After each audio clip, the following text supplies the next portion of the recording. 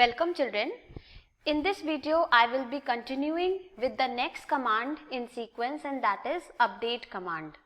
You have already learnt about create database, create table, insert into and select command in the previous videos, and you have seen that we have created table inside industry database by the name EMP and which has 3 columns.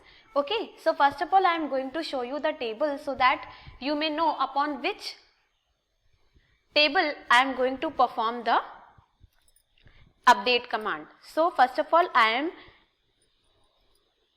making active my industry database. For this I am writing in use industry.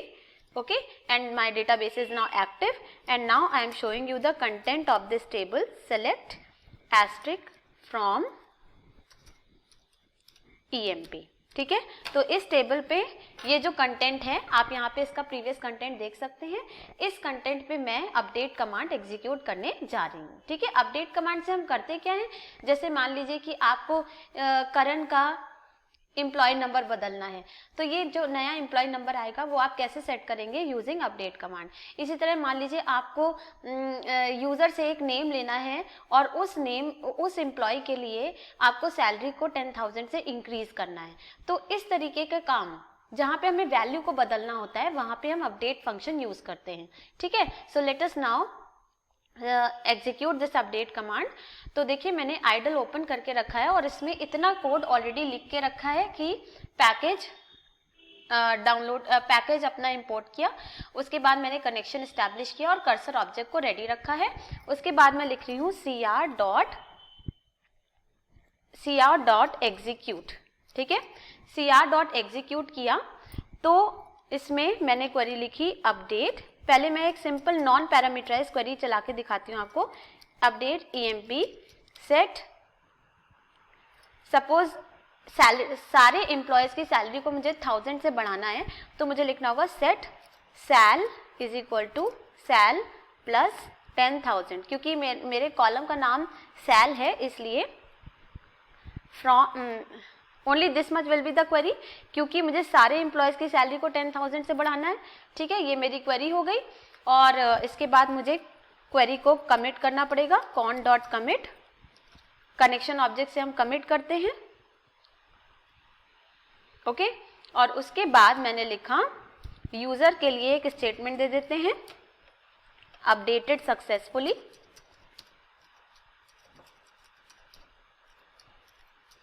Okay, और इसके बाद मैंने लिखा cone dot close.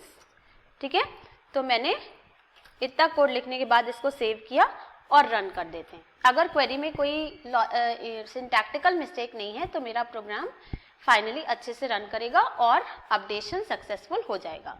ठीक है, तो देखिए मुझे क्या दे रहा है आउटपुट स्क्रीन में, अपडेटेड सक्सेसफुली. इसका मतलब मेरे सारे एम्प्लॉयज़ की सैलरी 10,000 से इंक्रीज हो गई होगी.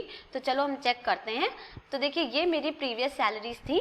अब मैं सेलेक्ट एस्ट्रिक फ्रॉम EMP फिर से कर रही हूँ. अब आप देखिए 60,000 हो गई, 50,000 से 60,000 हो गई, 35,000 45,000 हो गया, 40,000 50,000 हो गया. इसी तरह देखिए सारे एम्प्लॉयज़ की सैलरी 10,000 से इंक्रीज हो गई. ठीक है, अब सपोज मुझे कुछ ऐसा करना है. अब मैं एक पैरामीटराइज क्वेरी रन करके दिखाती हूँ. सपोज मैं यूजर से एक एम्प्लॉय नंबर मांगूंगी. ठीक है, और उस एम्प्लॉय नंबर के नेम को मैं चेंज करूंगी जो यूजर मुझे नेम देगा, और सैलरी भी उसकी 1000 से डिक्रीज कर देंगे. ठीक है, तो यूजर मुझे एक एम्प्लॉय नंबर देगा जिस एम्प्लॉय नंबर में मुझे नेम को वो सेट करना होगा जो मुझे यूजर देगा, और सैलरी को उसकी 10,000 से डिक्रीज करना होगा. तो इतनी काम करने के लिए मैं एक क्वेरी रन कर रही हूँ. तो उसके लिए मुझे क्या करना पड़ेगा, क्वेरी में यूजर से सबसे पहले हम एक ENO मांग लें. E is equal to int input enter ENO. User से एक ENO मांग लिया, मतलब एम्प्लॉय नंबर, और उससे एक नेम भी मांगना है. तो NM is equal to input enter name. ठीक है, तो ये मुझे 2 चीजें यूजर से लेनी है और लेने के बाद मुझे यहाँ पे पैरामीटराइज क्वेरी बनानी है। तो उसके लिए क्या हो जाएगा, मुझे सैलरी को 1000 से इंक्रीज करना है, तो मैं यहाँ पे 10,000 को 1000 बना देती हूँ और मुझे उसके नेम को ई नेम क्या कर देना है, e name is equal to the name that user will give. ठीक है, अब ये नेम क्या होगा, स्ट्रिंग वैल्यू होगी, तो इसके प्लेस होल्डर को मैं सिंगल कोट दे रही हूँ। और एक और चीज मैंने यहाँ पे फॉर्मेट फंक्शन यूज करूंगी, मैं फॉर्मेट फंक्शन की हेल्प से यहाँ पे वैल्यू असाइन करूंगी और वेयर कंडीशन क्या हो जाएगी, where ENO is equal to again place holder, क्योंकि यहाँ पे जो ENO यहाँ मुझे मिलेगा ना, उस एम्प्लॉय नंबर के लिए मुझे नेम और सैलरी में ये चेंजेस करने हैं। मैंने डिक्रीज करने को बोला था सैलरी, तो डिक्रीज कर देंगे।